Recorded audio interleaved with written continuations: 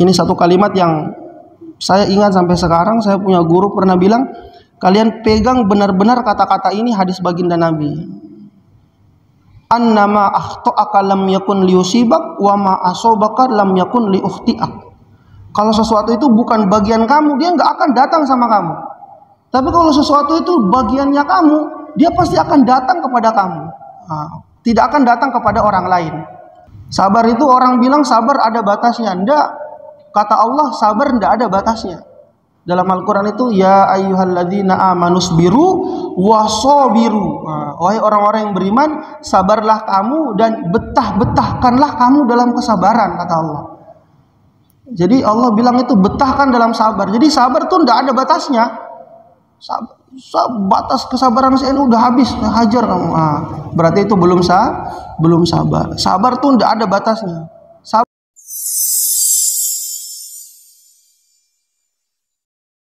Alhamdulillah, kita lanjutkan kajian kitab Arba'in An-Nawawi, hadis yang ke-19. An Abil Abbas Abdullah bin Abbas radhiyallahu anhuma qala kuntu khalfan Nabi sallallahu alaihi wasallam yawman faqala ya gulam inni uallimuka kalimat ihfazillaha yahfazka ihfazillaha tajidhu tujahak idza sa'alta fas'alillah wa idza ista'anta fasta'in billah wa alam anna al-ummata law ijtama'at ala ay yanfa'uka bi syai' ay yanfa'uka illa bi syai' qad kataballahu lak wa in ijtama'u ala ay yadurruka bi syai' lam yadurruka illa bi syai' qad kataballahu alaik rufi'atil aqlam wa jaffatis suhuf rawahu Tirmidzi wa qala hadisun hasanun sahih wa fi riwayat ghairi Tirmidzi ihfazillaha tajiduhu amamak ta'arraf ila Allah fir raha ya'rifka fi shiddah wa alam anna ma akhta'aka lam yakun liyusibak wa ma asabaka lam yakun liyukhti'ak wa alam anna an-nasra ma'as sabr wa anna al-faraj ma'al karb wa anna al-ma'al yusri yusra. Al-hadis at-tasi' asyar, hadis yang ke-19. An Abil Abbas Abdullah bin Abbas radhiyallahu anhuma. Dari Abil Abbas Abdullah ibnu Abbas radhiyallahu anhuma. Abdullah ibnu Abbas termasuk sepupunya baginda Rasulullah sallallahu alaihi wasallam. Ayah beliau Sayyidina Abbas radhiyallahu taala anhu termasuk pamannya baginda Rasulullah sallallahu alaihi wasallam. Jadi Sayyidina Abdullah ibnu Abbas ini pernah didoakan khusus oleh baginda Rasulullah sallallahu alaihi wasallam. Allahumma faqihhu fid din wa 'allimhu ta'wil. Ya Allah, pahamkanlah Abdullah bin Abbas ini dalam agama dan ajarkanlah kepada dia ilmu ta'wil, ilmu tafsir Al-Qur'an. Maka ketika Sayyidina Abdullah bin Abbas ini udah dewasa, beliau ini termasuk ulamanya sahabat, insyaallah. Termasuk juga yang banyak meriwayatkan hadis-hadis dari baginda Rasulullah sallallahu alaihi wasallam. Beliau berkata, kuntu khalfan Nabi sallallahu alaihi wasallam yauman. Adanya aku dahulu berada di belakangnya baginda Rasulullah sallallahu alaihi wasallam pada suatu hari. Maksudnya ketika itu di belakang itu maksudnya beliau bersama Nabi dalam satu hewan tunggangan. Jadi berbonceng dengan Nabi. Berbonceng dengan Nabi dalam satu tunggangan. Kemudian faqal, Nabi berkata, ya gulam, wahai anak kecil. Karena hadis ini katanya ya gulam, maka sebagian ulama mengatakan ketika itu Sayyidina Abdullah bin Abbas umurnya masih 10 tahun. Masih sangat kecil, masih muda. Makanya Nabi katakan ya gulam, wahai anak kecil, wahai bocah. Inni u'allimuka kalimat. Sesungguhnya aku akan mengajarkanmu beberapa kalimat. Jadi ketika itu berada di atas hewan tunggangan, Nabi mengatakan sesungguhnya aku akan mengajarkanmu beberapa kalimat. Ihfazillaha yahfazka. Ihfazillaha tajiduhu tujahak. Jagalah Allah, maka Allah Subhanahu wa taala akan menjagamu. Jagalah Allah, maka kamu akan menemukan Allah berada di hadapanmu, di depanmu. Masya Allah. Ini maksudnya bagaimana? Artinya bagaimana? Maksudnya Jagalah Allah, jagalah perintah-perintah Allah, jagalah larangan-larangan Allah, jagalah batasan-batasan yang telah ditetapkan oleh Allah Subhanahu wa taala. Jagalah perintah Allah, yaitu dengan cara selalu mengerjakannya.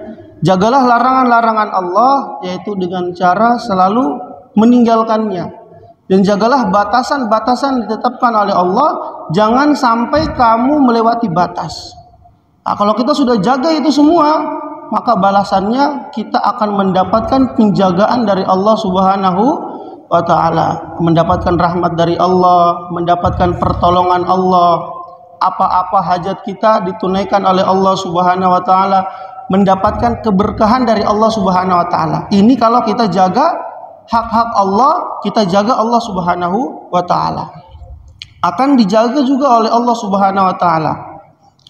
Maka dikatakan itu al jaza min jinsil amal. Jadi balasan itu tergantung dengan amalan.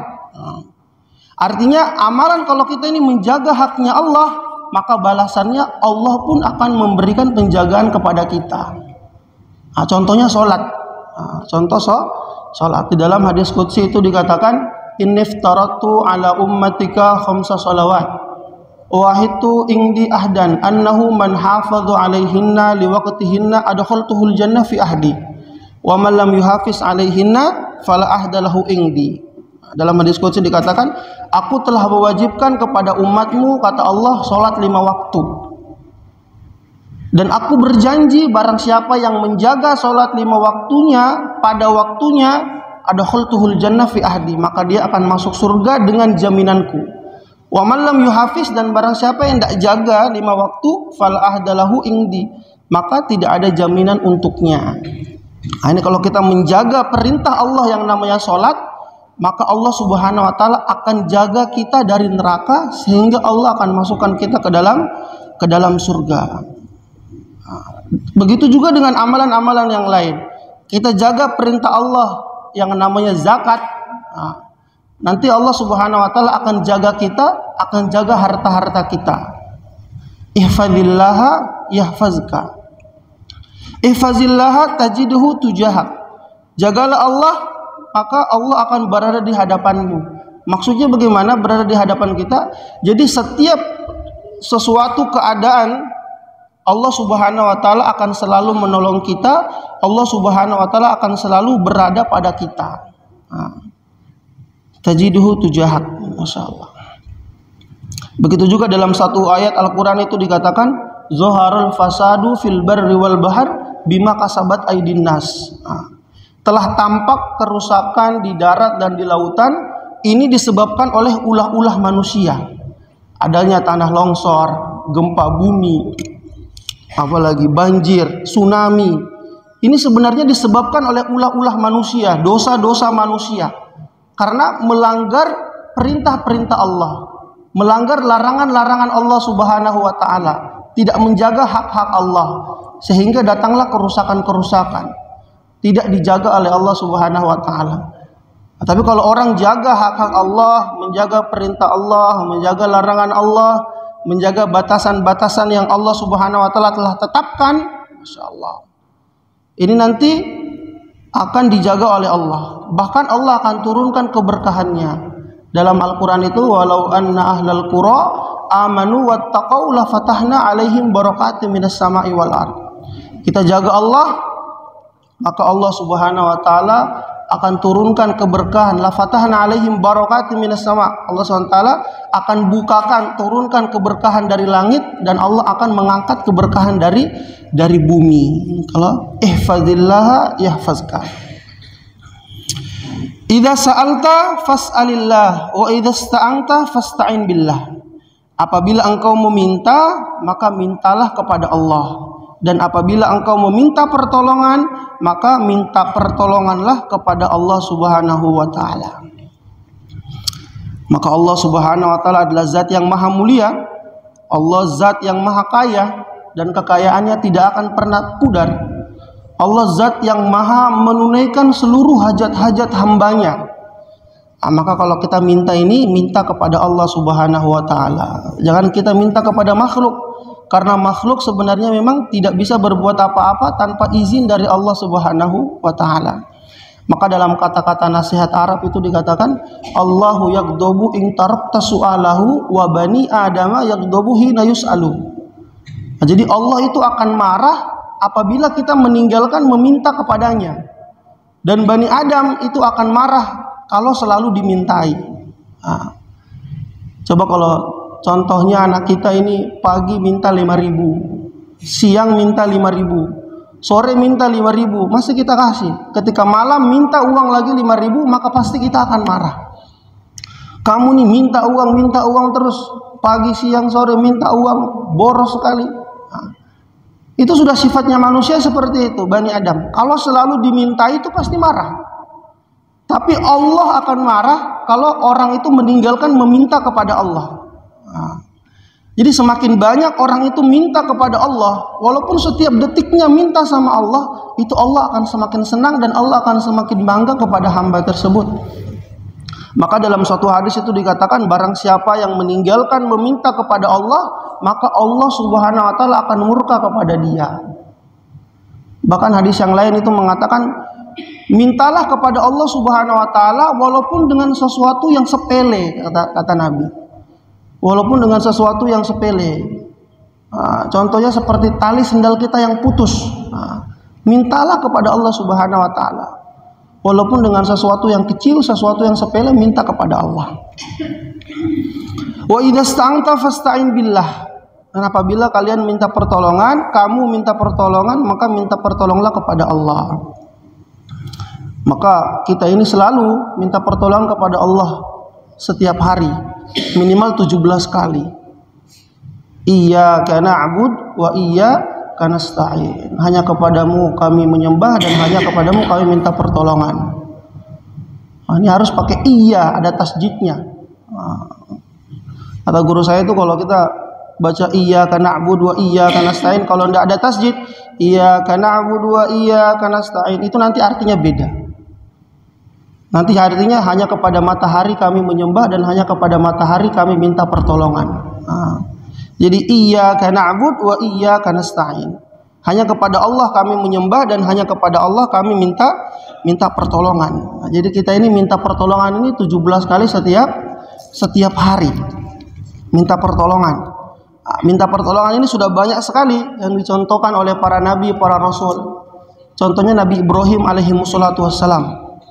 Ketika Raja Namrud ini ingin melemparkan Nabi Ibrahim ke dalam kobaran api yang sangat besar, maka ketika sudah dilemparkan ke dalam api, maka para malaikat itu berdatangan untuk menawarkan bantuan.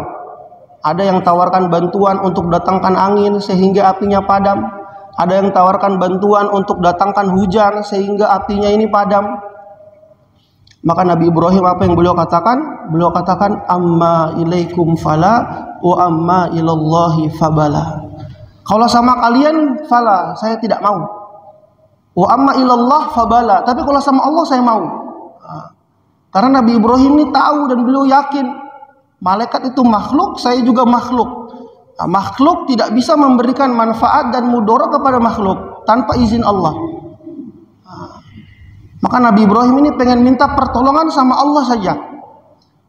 Maka langsung seketika itu Allah firmankan, kul ya nar, wahai api, kuni bardaw wa salaman ala Ibrahim. Dinginlah kamu dan menyelamatkan Ibrahim. Para ulama mengatakan ini bardaw wa salaman, dingin yang menyelamatkan. Kalau kata bardan saja, tidak ada kata salaman, ya nar kuni bardan ala Ibrahim. Nanti Nabi Ibrahim akan kedinginan di dalam kobaran api. Tapi ini bardaw wa salaman, dingin yang menyelamatkan. Ketika kita, contoh seperti kita nih berada di dalam satu ruangan ber-AC seperti itu. Bukan hanya itu, karena minta pertolongan sama Allah saja, tidak hanya ditolong oleh Allah dari kobaran api, tapi Allah Subhanahu wa taala juga datangkan makanan-makanan dari surga oleh Nabi Ibrahim alaihi wassalatu wassalam. Jadi dalam penglihatan manusia itu Nabi Ibrahim dibakar dalam keadaan hidup-hidup, tapi sebenarnya di dalam kobaran api beliau mendapatkan nikmat yang sangat besar dari Allah, seperti dalam ruangan ber-AC dan makan makanan dari surga. Masya Allah. Ini kalau kita mutlak minta pertolongan murni hanya kepada Allah Subhanahu wa taala. Contoh juga Nabi Musa alaihi salatu wassalam yang diceritakan dalam Al-Qur'an. Falamma tara al-jam'ani qala ashabu Musa inna lamudrakun. Nabi Musa dengan umatnya berjalan di depan lautan, di belakang pasukan Fir'aun. Udah tidak bisa mundur lagi. Maka umatnya mengatakan lamudrakun, inna lamudrakun. Kita celaka wahai Musa, kita celaka, sudah celaka. Maka Nabi Musa mengatakan, qala kalla inna ma'iya rabbi sayahdin. Sekali-kali tidak. Tuhanku akan menolongku, Tuhanku akan memberikan petunjuk kepadaku. Minta pertolongan sama Allah. Inna ma'iya rabbi sayahdin. Maka ketika itu Allah katakan, fa'auhayna ila Musa anidrib bi'asaqal bahr. Maka Allah wahyukan kepada Musa, pukullah lautan.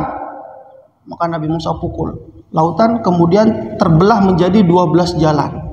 Karena ketika itu yang dibawa oleh Nabi Musa adalah 12 kaum. Maka terbelah menjadi 12 jalan. Karena murni minta pertolongan kepada Allah Subhanahu wa taala, maka sifat lautan yang aslinya menenggelamkan maka langsung jadi dua. Yang pertama keselamatan oleh Nabi Musa dan umatnya, kemudian yang kedua kehancuran oleh Fir'aun dan bala tentaranya. Sampai-sampai Fir'aun itu ditenggelamkan seperti tikus oleh Allah Subhanahu wa taala. Jadi seperti itu. Jadi wa idzasta'anta fasta'in billah. Dan apabila engkau ingin meminta pertolongan, maka mintalah pertolongan kepada Allah Subhanahu wa taala. Karena Allah adalah zat yang maha kuasa. Allah zat yang maha segala-galanya. Tidak ada sesuatu makhluk di dunia ini yang bisa melakukan apapun kecuali tanpa izin dari Allah Subhanahu wa taala. Ini nasihat Rasulullah kepada Ibnu Abbas sangat luar biasa. Ihfazillah yahfazka, wa idza sa'alta fas'alillah, wa idza sta'anta fasta'in billah. Sangat luar biasa. Wa alam annal ummata law ijtama'at ala ay yanfa'uka bi syai' ay yanfa'uka illa bi syai' qad kataballahu lak. Ketahuilah wahai gulam, ketahuilah sesungguhnya jika manusia, jika umat mereka berkumpul menjadi satu, jika manusia ini berkumpul menjadi satu untuk memberikan suatu manfaat kepadamu, maka engkau tidak akan bisa mendapatkan manfaat itu kecuali dengan sesuatu yang telah ditetapkan oleh Allah untukmu. Masya Allah. Wa ijtama'u ala ayyadurruka bi syai' lam yadurruka illa bi syai' qad kataballahu alaik. Dan apabila mereka berkumpul jadi satu untuk memberikan suatu mudarat, keburukan kepadamu, maka keburukan itu tidak akan terjadi kepadamu kecuali sesuatu yang telah ditetapkan oleh Allah untukmu. Allah zat yang maha kuasa, Allah zat yang maha segala-galanya. Jadi manfaat dan mudarat itu tidak bisa terjadi kecuali atas izin dari Allah Subhanahu wa taala. Kalau kita ini udah dicintai sama Allah, kalau orang satu kampung pengen celakakan kita, pengen bunuh kita, maka tidak akan terjadi kalau tidak dikehendaki oleh Allah Subhanahu wa taala. Begitu juga kalau kita ini dalam keadaan kehausan, dalam keadaan kesusahan, kalau satu kampung ini mau memberikan suatu kebaikan kepada kita, walaupun mereka ini mau memberi satu tegukan air kepada kita, itu kalau tidak diizinkan oleh Allah, maka seteguk air pun itu tidak akan bisa masuk ke dalam mulut kita tanpa izin dari Allah Subhanahu wa taala. Masya Allahu kan wa ma lam yasha' lam yakun. Jadi kalau Allah kehendaki kana terjadi, maka terjadi. Wa ma lam yasha' lam yakun. Kalau Allah kehendaki tidak terjadi, maka sesuatu itu tidak akan terjadi walaupun seluruh dunia, seluruh makhluk ini berkumpul jadi satu. Tidak akan terjadi. Rufi'atil aqlam wa jaffatis suhuf. Pena yang ditulis untuk mencatatkan takdir itu telah diangkat, dan lauhul mahfuz tulisannya itu telah kering. Tulisannya telah kering. Sudah tidak ada perubahan lagi. Sudah tidak ada lagi perubahan. Kalau Allah sudah tetapkan begini, maka selamanya begini. Kalau Allah sudah bilang begini, ya begini, tidak bisa begitu. Allah Subhanahu wa taala. Jadi terkait perubahan takdir, para ulama mengatakan takdir itu terbagi menjadi dua. Ada mubrom, ada mu'allaq. Takdir mubrom ini takdir yang tidak bisa diubah. Sudah ditetapkan di Lauhul Mahfuz, ini tidak bisa diubah. Nah, takdir mu'allaq ini takdir yang dia ada berhubungan dengan sesuatu. Berhubungan dengan sesuatu yang bisa diubah, takdir yang bisa diubah dengan ikhtiar, dengan doa, dengan usaha. Namun inti dari semuanya ini, semuanya sudah tertulis di Lauhul Mahfuz. Rawahu Tirmidzi wa qala hadisun hasanun sahih. Wa fi riwayat ghairi Tirmidzi, ini yang tadi yang pertama riwayatnya Imam Tirmidzi. Kemudian ini dalam riwayat yang lain selain riwayatnya Imam Tirmidzi, lafaznya berbeda, agak sedikit berbeda. Ihfazillah tajidhu amamak. Jagalah Allah, maka engkau akan menemukan Allah berada di hadapanmu. Ta'arraf ilallah fir rakha'i ya'rifka fi syiddah. Kenallah Allah Subhanahu wa taala dalam keadaan lapang. Ingatlah Allah Subhanahu wa taala dalam keadaan lapang, dalam keadaan senang, dalam keadaan gembira, dalam keadaan nyaman, dalam keadaan kaya. Ingatlah Allah, ya'rifka fi syiddah, maka Allah Subhanahu wa taala akan mengingatmu dalam keadaan engkau susah, dalam keadaan engkau terpuruk, dalam keadaan engkau miskin, dalam keadaan engkau bermasalah. Jadi ini kunci dari baginda Nabi Shallallahu Alaihi Wasallam. Kalau kita dalam punya masalah, kita punya masalah yang sangat besar, kita dalam kesusahan, kita pengen Allah Subhanahu Wa Taala bantu kita, maka kuncinya ketika kita dalam keadaan senang, dalam keadaan gembira, kita ingat kepada Allah Subhanahu Wa Taala. Jadi para malaikat yang di langit ini, mereka kenal dengan suara-suara orang-orang yang doa sama Allah. Kalau orang yang berada dalam kesenangan, kekayaan, gembira, nyaman, selalu kenal ingat sama Allah, maka ketika dia dalam keadaan susah, dia angkat tangan doa sama Allah, maka malaikat kenal, oh ini doa orang yang begini ini, orang yang ini, langsung dikenal sama malaikat. Tapi kalau orang yang dalam keadaan gembira, dalam keadaan senang, dalam keadaan kaya, tidak pernah dekat sama Allah, ketika susah aja dapat kesusahan, dia punya perdagangan semuanya terbakar, dapat kesusahan, dapat bencana, langsung ingat sama Allah. Ketika dia angkat tangan, malaikat tidak kenal. Ini doa siapa ini? Siapa yang angkat tangan ini? Saya tidak kenal. Jadi para malaikat pun sampai seperti itu. Dan ini juga terjadi pada kebanyakan manusia, terjadi juga pada kita. Terkadang kita ini ingat sama Allah ini ketika kita dalam keadaan susah saja. Ketika kita dalam keadaan susah, dalam keadaan bangkrut, dalam keadaan yang sudah tidak bisa melakukan apa-apa lagi, maka kita ini dekat sama Allah. Kita langsung sholat, kita langsung zikir, baca Quran. Tapi ketika kita dalam keadaan senang, dalam keadaan kaya, gembira, lupa sama Allah. Sibuk dengan pekerjaannya, sibuk dengan hitung-hitung uangnya, sibuk dengan fasilitas-fasilitasnya, sibuk dengan kantornya, sehingga lupa kepada Allah Subhanahu wa taala. Ketika kita sudah dalam keadaan terpuruk, doa sama Allah, maka akan sulit diijabahi oleh Allah. Karena dalam keadaan senang pun kita tidak ingat oleh Allah kepada Allah Subhanahu wa taala. Wa'lam anna ma akhta'aka lam yakun liyusibak wa ma asabaka lam yakun liukhtiak. Masyaallah.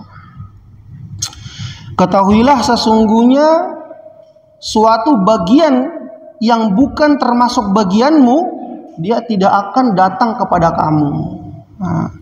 Dan suatu bagian yang termasuk akan menjadi bagian kamu, maka dia tidak akan datang kepada orang lain, pasti akan datang kepada kamu. Ini satu kalimat yang saya ingat sampai sekarang. Saya punya guru pernah bilang, kalian pegang benar-benar kata-kata ini, hadis baginda Nabi. Annama akhta'aka lam yakun liyusibak wa ma asabaka lam yakun liukhtiak. Kalau sesuatu itu bukan bagian kamu, dia nggak akan datang sama kamu. Tapi kalau sesuatu itu bagiannya kamu, dia pasti akan datang kepada kamu. Tidak akan datang kepada orang lain. Terkadang kita lihat tetangga kita ini dikasih mobil oleh Allah Subhanahu wa taala. Kita juga pengen. Setiap hari kita usaha, pagi, siang, sore, malam, usaha, kumpulkan uang. Tapi dalam pandangan Allah, dalam catatan itu kamu tidak ada mobil dalam kehidupan kamu. Mau kamu usaha bagaimanapun, banting tulang peras keringat, sampai bagaimanapun mobil tidak akan bisa kamu dapatkan. Tapi walaupun kamu sudah di rumah saja, kerja biasa-biasa saja, apapun kamu lakukan biasa, tapi kalau sudah tertulis mobil akan menjadi bagian kamu, maka mobil pasti akan datang ke rumah kamu, menjadi milik kamu. Nah, jadi seperti itu. Masya Allah. Ini kata-kata yang sangat indah dari baginda Nabi SAW yang mengingatkan kepada kita tentang pentingnya takdir. Jadi jangan sampai kita selalu berharap di luar harapan batasan kita, jangan. Karena kalau memang sesuatu itu akan merupakan bagian dari hidup kita, maka sesuatu itu akan datang kepada kita. Tapi kalau bukan bagian dari hidup kita, mau kita usaha bagaimanapun caranya, kita pun tidak akan bisa mendapatkan sesuatu itu. Wa'alam anna nasra ma'as sabar. Ketahuilah sesungguhnya pertolongan Allah itu bersama kesabaran. Nah, jadi kalau kita ini sabar, diberi ujian apapun oleh Allah Subhanahu wa taala, kita sabar, maka pasti akan ditolong oleh Allah Subhanahu wa taala. Sabar itu bagaimana? Sabar ya sabar, menahan amarah. Terkadang kita tuh tanya, "Kenapa kamu bunuh dia?" Maka orang itu tanya, "Oh, saya ini sudah sabar, saya tahan. Saya udah sabar, tapi dia ganggu saya terus. Oh, sabar saya habis, saya bunuh dia langsung." Nah, itu bukan sabar namanya. Sabar itu orang bilang sabar ada batasnya. Enggak. Kata Allah sabar enggak ada batasnya. Dalam Al-Quran itu, ya ayyuhalladzina amanusbiru wasobiru. Nah, wahai orang-orang yang beriman, sabarlah kamu dan betah-betahkanlah kamu dalam kesabaran, kata Allah. Jadi Allah bilang itu betahkan dalam sabar. Jadi sabar itu enggak ada batasnya. Batas kesabaran saya ini udah habis, hajar kamu. Berarti itu belum sabar. Sabar tuh tidak ada batasnya. Sabar sampai kapan? Terus sabar terus. Tidak ada batasnya kesabaran. Orang sabar dalam menghadapi apapun yang berada di dunia ini, maka pertolongan Allah Subhanahu wa taala akan bersama kita. Wa annal faraj ma'al karb wa anna ma'al usri yusra. Masyaallah. Dan sesungguhnya bersama kesulitan pasti akan ada kemudahan. Dan kita perlu yakini kesulitan-kesulitan yang Allah Subhanahu wa taala berikan kita di dunia ini itu tidak melebihi batas kemampuan kita. La yukallifullahu nafsan illa wus'aha. Allah tidak akan membebani hambanya kecuali hamba itu mampu. Jadi Allah tidak pernah menzolimi hambanya. Jadi Allah tahu dia itu mampu, maka Allah bebankan dia suatu kesusahan. Tidak melebihi batas kemampuannya. Dan kalau kesusahan ini kita selalu ingat kepada Allah, maka di akhir dari kesusahan itu ada kemudahan. Makanya dalam surat Al-Insyirah itu 2 kali Allah ucapkan, fa inna ma'al usri yusra, inna ma'al usri yusra. Ayat yang seterusnya tadi itu menegaskan, menguatkan bahwa pasti setiap kesusahan pasti akan ada kemudahan. Pasti akan ada kemudahan. Kesusahan-kesusahan kita dalam beramal ketika di dunia ini, kemudahannya berupa balasan surga. Insyaallah. Kesusahan apapun yang terjadi kita di dunia ini, kalau ujung-ujungnya surga, maka kita pasti akan rela dalam kesusahan itu. Tapi kalau kesenangan-kesenangan kita yang berada di dunia ini, kalau ujung-ujungnya neraka, pasti kita tidak akan mendapati kesenangan seperti itu, karena ujungnya neraka. Maka kalau kita dalam kehidupan dunia kita ini, dalam kehidupan amal, kadang kita susah, ada namanya masa fatrah. Likulli syai'in sirra wa kullu sirratin fatrah. Jadi setiap sesuatu itu kita ada fatrah, ada masa malas ke masjid, malas zikir, malas baca Quran. Ada masa-masa malas dan ada masa-masa semangat.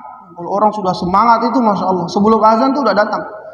Jadi masa fatrah ini, kata Nabi, ini sudah lumrah bagi manusia. Pasti ada rasa malas.